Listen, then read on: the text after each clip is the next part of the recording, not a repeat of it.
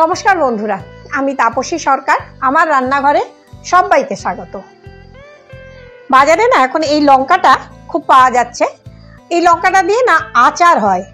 ওই বিহার, ইউপি এইসব দিকে না এই লঙ্কার আচারটা ভীষণভাবে পাওয়া যায়। ওরা বলে লাল মির্চ কি আচার। এটা পরোটা বা রুটি দিয়ে খেতে খুব ভালো লাগে। তো ভাবলাম এই লঙ্কার আচারটা আজকে আমি বাড়িতে বানাবো। আর কি করে বানাবো সেটা আপনাদের সঙ্গেও শেয়ার করব।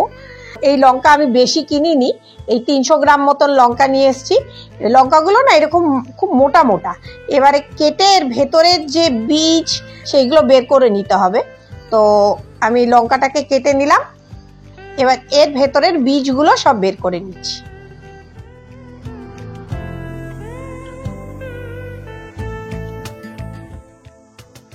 তো আমার মতে যদি লঙ্কাটা যেদিনই কিনবেন সেই দিনকে না বানিয়ে দুদিন পরে বানান, তাহলে আমার মনে হয় বীজটা বার করতে খুব সুবিধা হবে। সব ভেতরটা একদম হলো, ফাঁকা একদম। এই যে এর ভেতরে মশলা ভরবো, মশলা ভরে তারপরে এটাকে তেলে ডুবিয়ে রাখবো। তার সঙ্গে কিছু মশলাও দেবো। তো চলুন এগুলো কি, এর ভেতরে কি মশলা দিচ্ছি, কি করে এর ভেতরটা ফিলিং করছি সেটা সবটাই দেখাবো। আস্তে আস্তে প্রথমে লঙ্কার বীজগুলো বের করি, তারপরে মশলা আর ফিলিংটা দেখাবো। এই যে লঙ্কার বীজগুলো বের করেছি, আর লঙ্কার বোঁটার যে পোর্শনটা সবই নিলাম, কিছুই ফেলবো না। সবই এরকম চপারের মধ্যে দিয়ে একটু ঘুরিয়ে নেবো যাতে এটা একটু মিহি হয়ে যায়।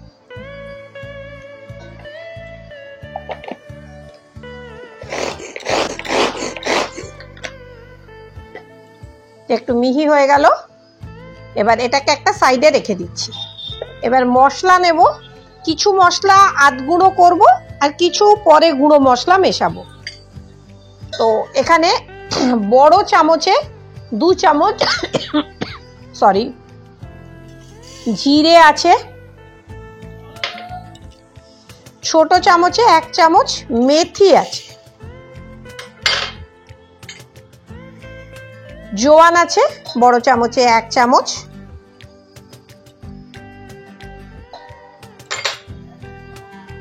মৌরি আছে বড় চামচে 2 চামচ, আর বড় চামচে 1 চামচ গোলমরিচ আছে। এই 5টা মশলাকে আমি একটুখানি শুকনো খোলায়, মানে কড়াইয়ের মধ্যে শুকনো খোলায় একটু নেড়ে নিচ্ছি। নেড়ে এটাকে আধ ভাঙা করে নেব। কড়াইটা বসিয়ে দিয়েছি, একটু গরম হয়ে গেছে। প্রথমে গোলমরিচটা দিয়ে দিলাম। গোলমরিচটা দিয়ে একটু নাড়াচাড়া করে নিচ্ছি।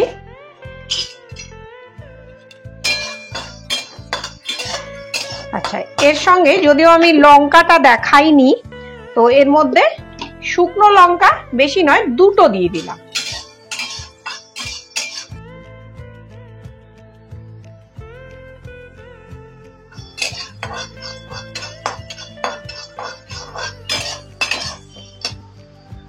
এবার দিচ্ছি মেথি।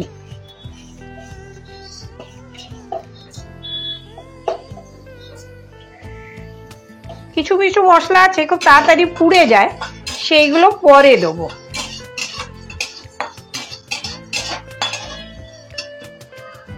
এরপরে জোয়ান, মৌরি আর জিরেটা দিয়ে দিলাম। এটা দেখুন কিরকম পুটপুট করে ফুটছে।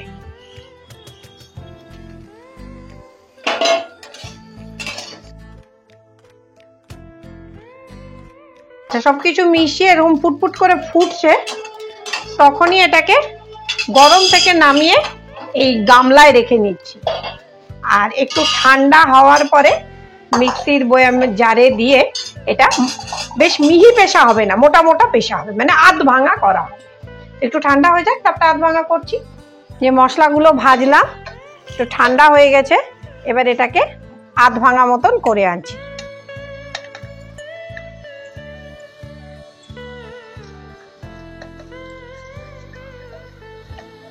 মশলাটা একটু গুঁড়ো করে আনি, তারপরে অন্য মশলাগুলো মিলিয়ে দেখাবো। এই যে মশলাগুলো গুঁড়ো করে নিয়েছি, দেখুন মশলাগুলো একদম মিহি গুঁড়ো হয়নি, এইরকম গুঁড়ো হয়েছে। এই মশলাগুলো নিলাম এর মধ্যে, আর লঙ্কার বীজ আর এই বোঁটার যে অংশটা সেটাও ছোট ছোট করে কেটে নিয়েছি, সেটাও নিয়ে নিলাম।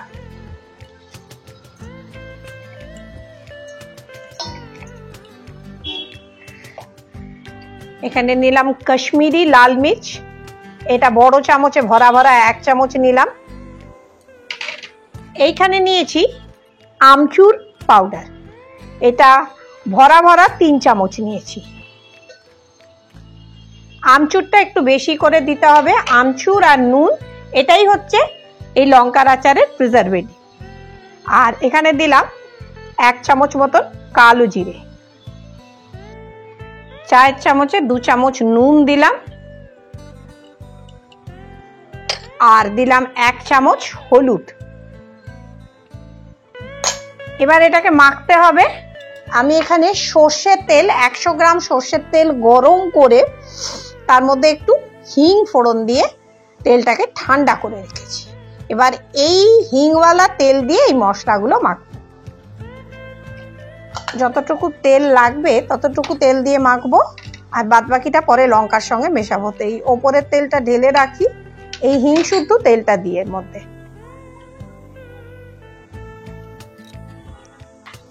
ভালো করে এগুলো মেখে নিচ্ছি।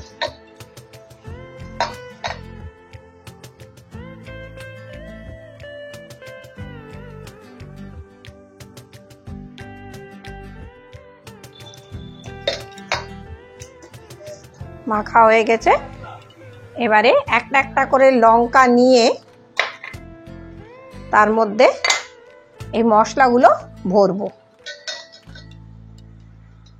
তো এরকম লম্বা করে নিয়ে আস্তে আস্তে ঢোকাতে হবে, আর এরকম আঙুল দিয়ে একটু চেপে চেপে দিতে হবে।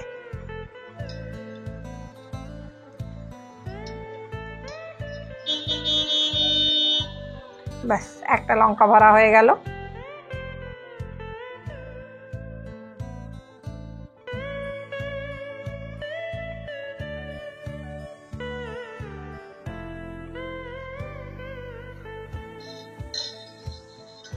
এরকম ভাবে সব লঙ্কাগুলো ভরে নিচ্ছি, তারপরে দেখাবো।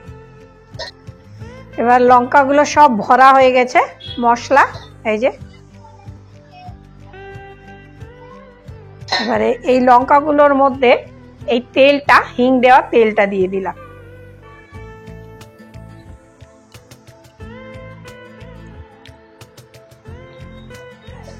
ভালো করে মাখিয়ে নিচ্ছি গায়ে।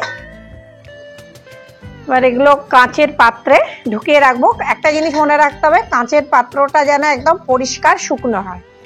এবার সব মশলাগুলো তো পোড়া হয়ে গেছে, এরকম কাঁচের বয়ামের মধ্যে এরকম রেখে দিচ্ছি। দিয়ে 1.5 দিন মতন একটু রোদে বের করে রাখবো, তাহলেই লঙ্কার আচার খাওয়ার জন্য তৈরি হয়ে যাবে। সবকটাই এর মধ্যে ঢুকে গেল। আর এই যে তেলটা ছিল এটা এর মধ্যে দিয়ে দিচ্ছি। এবারে এইভাবেই লঙ্কার আচারটা 1 দিন একটু রোদে দেব, দিয়ে তারপরে খাওয়ার জন্য তৈরি হয়ে যাবে। এটা রুটি পরোটার সঙ্গে ভীষণ ভালো লাগে খেতে। একবার বানিয়ে দেখবেন। যদি আচারটা ভালো লাগে তো প্লিজ লাইক করবেন, শেয়ার করবেন, আর প্লিজ সাবস্ক্রাইব করবেন। আজ এখানেই আসি, আবার আসবো নতুন কোনো রেসিপি নিয়ে। ততদিন ভালো থাকবেন, সুস্থ থাকবেন, বাড়িতে ভালো ভালো রান্না করে সবাইকে খাওয়াবেন।